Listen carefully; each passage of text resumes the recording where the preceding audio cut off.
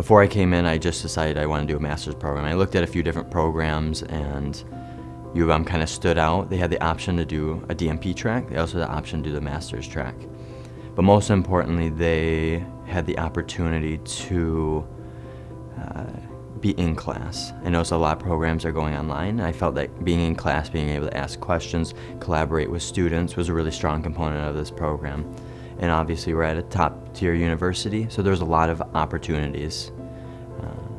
And one thing I was particularly interested was global health opportunities, and up until this point I've been able to engage in some of those, and it's been an incredible experience. We had the opportunity to do an interprofessional opportunity in Uganda. And that was sort of the first big global opportunity, and it was incredible. It was one of the first opportunities here to collaborate with physicians, pharmacists, and social workers in a community outside of our own, and sort of collaborate and discuss some of the challenges and also some of the things that we can learn from these communities, and how can we continually do this, make it sustainable. So there's a few things I would think about. One of those being, is this the right time? What are your career goals? When you go into this program, it's no easy walk in the park. There's a lot of time management that you have to do, even more so I think than undergraduate. I do think that being an undergraduate profession, the staff, your clinical instructors, everybody's a lot more supportive and cognizant of the life struggles and life challenges that may come up. And I think that's one of the great things about it, but something to consider. The other thing is to think about if you're going into maybe a doctorate profession, whether it's the DNP or the PhD, what are some of these professors doing, and is this something that you would be particularly interested in? Because as I transition into the DNP role, I'm going to have to be paired with some of the professors here and maybe work in some of their topic areas, or work in a topic area that I'm interested in, but hopefully that I have a good leader and mentor to guide me through that process, who's maybe a little bit more understanding of my particular special interest. Just see what the layout is. What is that process of getting a DNP, and what does a DNP look like at the University of Michigan? The other thing is to consider is who are the faculty teaching those positions, because you're going to be very intimate with these people, and you want to be able to make sure that you can get along with these colleagues, these professors, everybody, because you want to have a positive experience, you want to be able to learn, and you want to be able to become a professional in quality and improvement when you get out.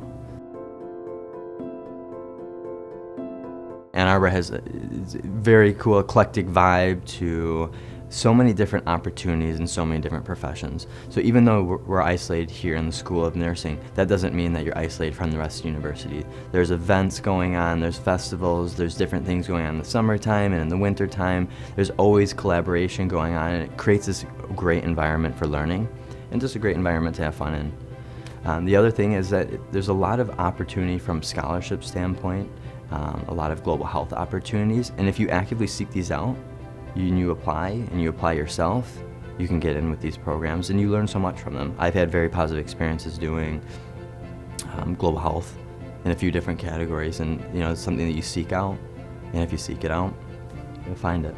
I've had very good opportunities those to be on some leadership boards, and also just with the clinicals and with classes.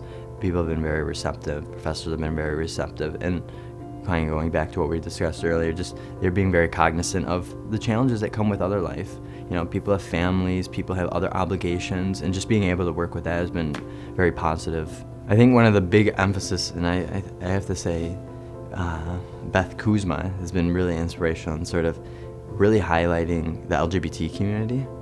I don't hear a lot about it. I didn't hear a lot about it in undergraduate. I don't hear a lot about it in my profession, working in the hospital. We don't really talk about these things, and really diving in and discussing some of the challenges and how we interact with these patients. I know a lot of people have different questions as we sort of transition in the world right now and in the United States.